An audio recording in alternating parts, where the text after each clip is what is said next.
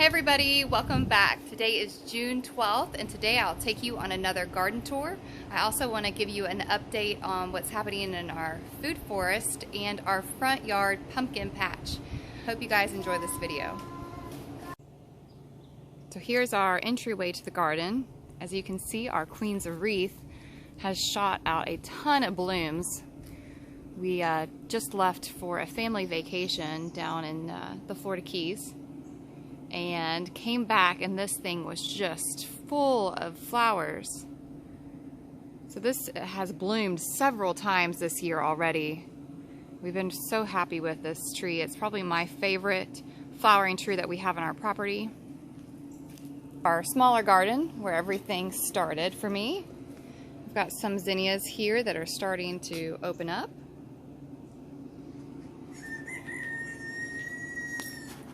Here's my bed of lettuce that's surprisingly still alive in the heat that we have been having. My Swiss chard is actually starting to die off. This came in, we put it in the fall, and looks like I've got a little ant bed there that's taken out a few of the plants. We've harvested plenty of this, so I'm going to probably pull this up and feed it to our chickens. Our mint and basil is still alive with all this heat. I've recently trimmed these back. When I came home, I had a lot of flowers bolting, so I went ahead and trimmed those back. You definitely don't want to eat a bolting basil or a bolting anything. I've got to show you guys this beautiful sunflower here.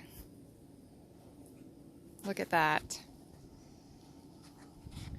So that was a nice surprise when we came home to see this one opened up, and everything's still doing great. Our collards are still producing. We have a few that look like they may not make it. I'm gonna go ahead and cut back the leaves that have got a lot of holes on them and go ahead and feed those to our chickens.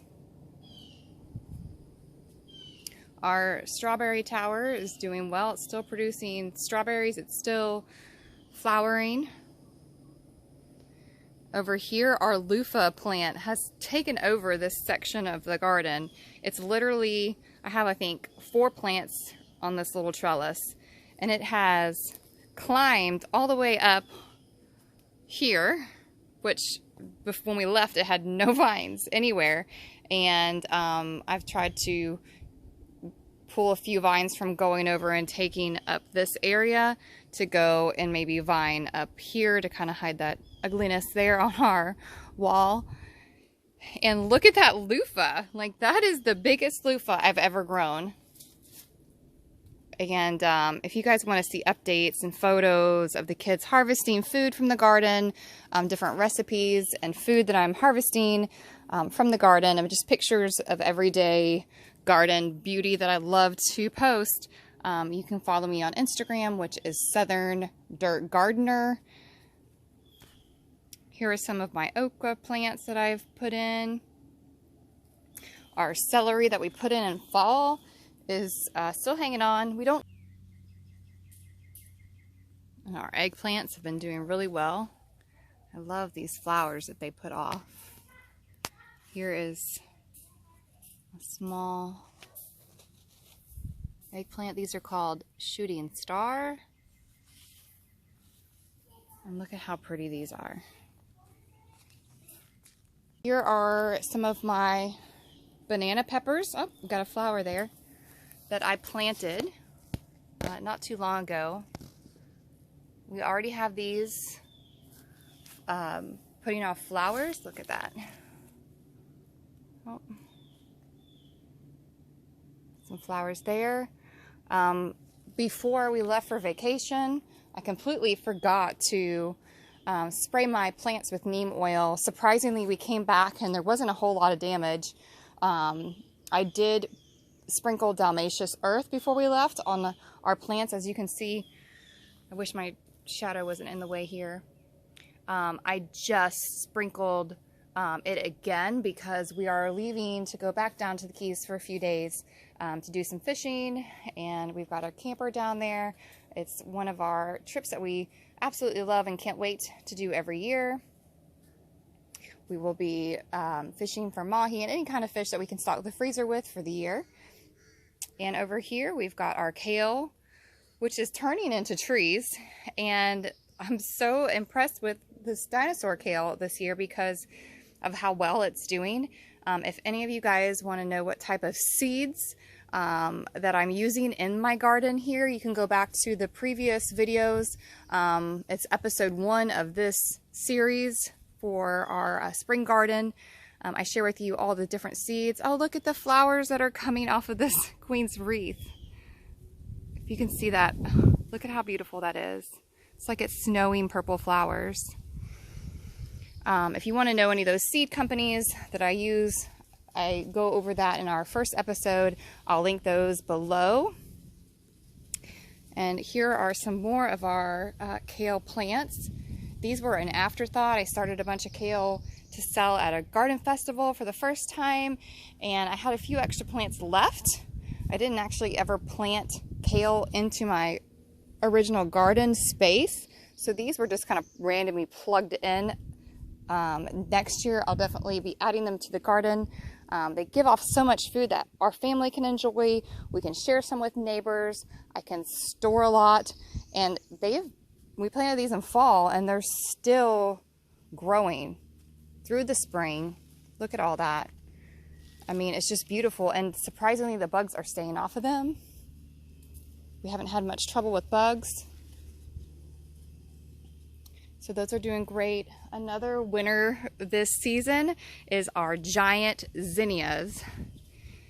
These have been doing so well, what I did before. So we're gonna get to this garden over here in a little bit. But another surprise that we saw, oh look, a butterfly. So another surprise that we saw when we came home from vacation was one of our tallest sunflowers opened up. We came back just a few days ago. So we took a picture of that sunflower and we posted it in our story. You can see that if you follow us on Instagram. Now today this one has opened up. So I'm gonna get a close-up of this flower. This is probably our tallest one yet. We'll probably get this year. I'm surprised the squirrels haven't ruined the garden as much as they would if we, oh look, there's a bee on it. Can you guys see that? How neat. So that's got to be at least 10 foot tall. What I do with my sunflowers is we let the seeds dry on the stems. We let them sit there for at least a month, hoping that the birds and the squirrels don't get them first, and harvest the seeds. And I save the seeds, I give them to friends, I sell them at garden festivals. And here soon in August, when all my children go back to school, I will be making my garden and our farm and our fruit trees into a business, which I will be sharing all that information with you guys soon. It's something that I'm passionate about and can't wait to start doing. Our okra here has been doing amazing. When we came back from vacation, we had okra that were like 8 inches long, crazy long. And I want to tell you guys, I know a lot of people are like, hey, I travel a lot. I go away for the weekends a lot. I'm worried about my garden. I can't leave my garden. And I am a firm believer that you can. We go on vacations every summer, and sometimes we leave for a weekend to do a short little vacation. And if you have an automatic waterer, if you have somebody in your neighborhood that can quickly check on your garden to make sure there's no bug infestation, you can leave for a few days. We left for 8 days for our summer vacation, came back, and I had, a few problems with our potatoes over here, as you can see. And I think that's just because we had a crazy amount of rain. Now, before I left, I had some hornworms on these plants that I removed, and hornworms can take over your tomato plants or any plant real quick. It kind of looks like there may have been some hornworms on here, but you know what? It's not so much damage that we can't handle. So if you guys are thinking about starting a garden and you do travel often, it's okay. Your plants are going to be fine as long as they're on an automatic watering system. Here, as you can see, I just dusted these plants. I probably should have waited to dust them, but we are leaving in the morning. I want to just go ahead and get this out of the way. But look at those flowers. So over here, our bean plants have kind of come to the end of their life. Of course, these were looking beautiful before we left. They were still flowering before we left, but we had harvested so much food from these pole beans that when we got back and they kind of look a little sad, I don't think I could have rescued them while we were gone. This is just something that happens with all the rain that we had. And some of the plants are actually still flowering. So what I'm going to try to do is fertilize before I leave. I did start some regular bush beans here. They still look like they had some damage while we were gone. I'm missing a lot of leaves. But again, with all this rain, I really feel like that played a factor in that. Here's another, look at that, there's a bee. Here's another giant zinnia, which I'm very impressed with, very happy with. That's one plant. That's one seed there that is just given off so many flowers. I've really enjoyed those this season. Our blueberry bushes, we have I think we have 40 blueberry bushes around our garden. It's as a border. And they produce so much food for us recently. You can go back to 2 videos before in our series of our spring garden, see how our plants looked. Some of our plants are still flowering, but what will happen to these plants is they'll start to go dormant in a couple months, and then they'll produce for us a second time in the fall. So some of our potato plants still look absolutely fine. I think what I'm going to do with these ones that are looking a little rougher is trim them back a little bit. I don't know if that's a good technique or not, but a garden friend that came over and checked on my plants said, hey, the same thing happened to my plants. I just trimmed them back and harvested a few and let them be. So another reason to have a friend check on your garden is if they have a garden of their own, they can kind of say, hey, I'm having the same struggles. And don't look at all these videos online of other gardeners that are not in your zone. I made that mistake when I first started gardening. I would look at all these beautiful gardens and everything looked so lush, and they were in completely different zones than I was at different times of the year. So I do plan on doing a video before fall planting on what is good to plant in our zone, what time you should plant your seeds, and what time you should put your established plants in. So I know that's a huge factor in growing a successful garden, is knowing when to plant and what to plant. So that's something I've learned over the 6 years I've been gardening, and I felt like that would be probably a really good video to share with you guys. If you want me to do that video, please tell me below, and if you have any questions, comment below as well. I always like to know what kind of videos you guys like to see, because I will be putting a lot more out in August. And here is one of my grape cherry tomatoes that produced a lot of fruit. I did have a neighbor come over and I said, hey, if you check on my garden, you're welcome to take any of the fruit that you see. Don't want any of it going bad. A lot of these tomato plants I didn't really stake well. They just got out. I just kind of ran out of time before we went on vacation. But they're still producing and they still look good. Got another grape cherry tomato over there. Our pepper plants have been doing really great. I just harvested a bunch of peppers before I left on vacation and when I came back. A new variety that I've never planted before is what's called a Seminole pumpkin or a Seminole squash, which is native to Florida. It's something I've been wanting to get my hands on for a while, but just couldn't find them. A lot of people were out of stock. It is a really great vegetable that you can store for a long period of time. I hear that you can store these up to a year in your pantry. Added some more seminal pumpkins in our front yard plot, which I am going to show you shortly and show you how that little pumpkin patch is doing. Over here, I figured I'd pop in and show you our children's little fairy garden with succulents that we have propagated from our own succulents. I let them kind of design this with super inexpensive Dollar General fairy garden things. This little tub here, our sand stand, we pulled out of the trash because we're like, hey, that could hold soil and we could put plants in it and the kids can have fun with it. So this is a little fun project we put together for our children, and they love coming out here and just playing in the shade. And as you can see, it's a play zone because there's just stuff everywhere. I have some more loofahs over here. I had some extra loofah plants. I started extra seeds to sell to a local nursery, and I just kind of had an overabundance of those, so I went ahead and popped them in my garden. Over here I have some Mongolian sunflowers, which we had a bunch open up here, as you can see, before we left on vacation. Looks like I got a little squirrel. Oh yeah, squirrel damage. Usually squirrels will climb up these and completely take the head. I'm surprised I'm not missing any. Oh, I'm missing one head over here. But I still have some that are growing.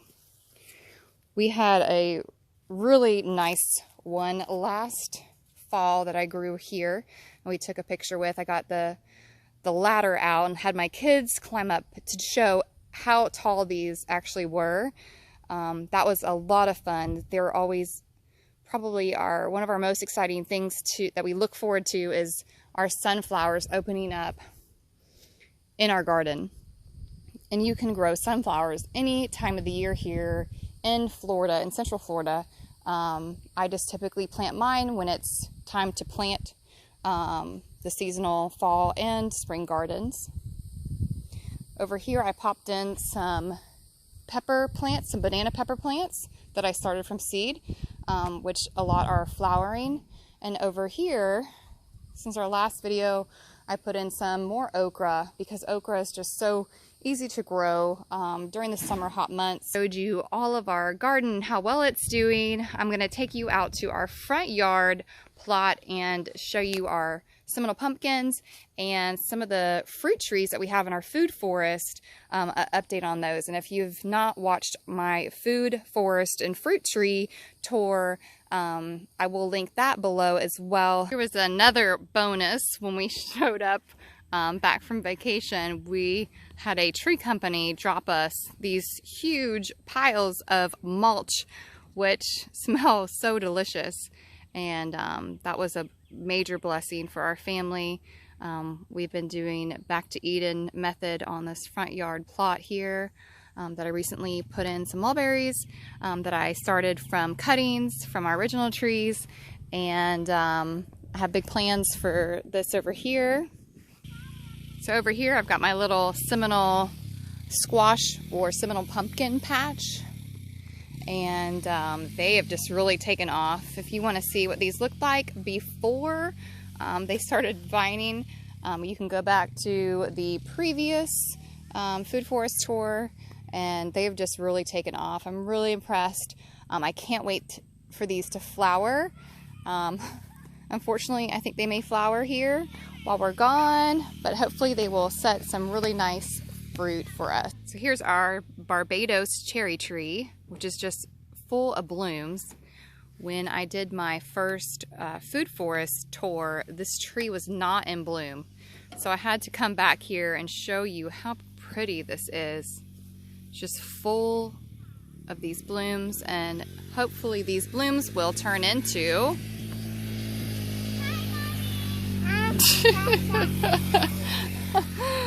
hopefully these blooms will just turn into cherries. And our muscadine vines had very tiny fruit on them, which, look at that. Figured I'd go ahead and show you an update on those. Look at how beautiful those are.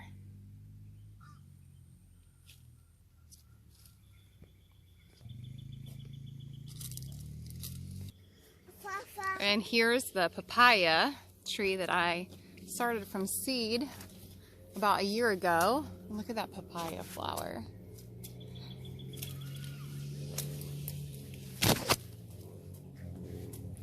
And as you can see how big this tree is, it's already producing so much fruit.